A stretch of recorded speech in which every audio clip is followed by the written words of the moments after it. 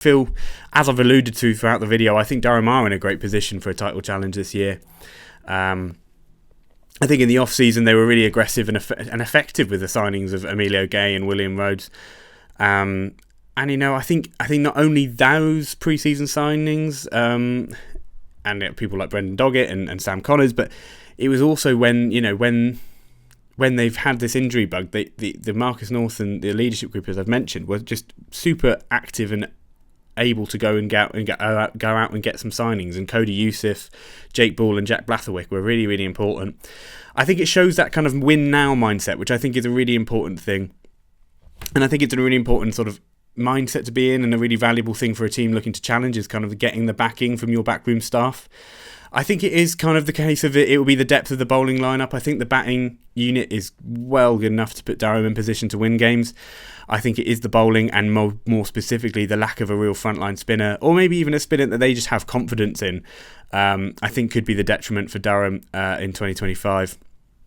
But using the word detriment, I feel like is sort of an overstatement, because it's a detriment to like why they might not win the league, which is for a team which was promoted only 2 years ago, I think is a really amazing position to be in.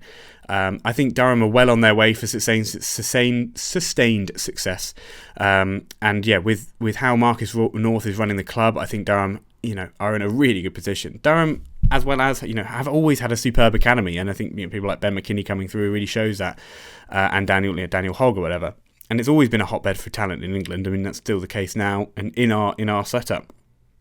But coupling that with signing probably two of the best available players in the country in Will Rhodes and Emilio Gay, I think you don't need to be sort of a cricketing genius to work out that's a sort of a recipe for success. And yeah, as I've sort of alluded to, but it's the place I lived for 3 years whilst at university up at Durham.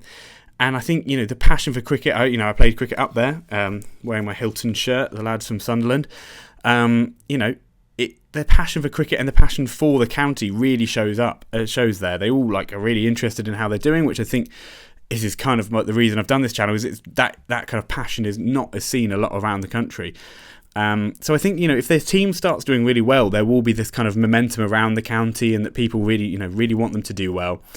So I think that will be one of those things. I think once it gets going, there'll be a hard team to beat, and Chesley Street might have more and more people coming to watch them, and having a little more passion around it, which I think Durham has that passion for the team to do well, and they always want their team to do well.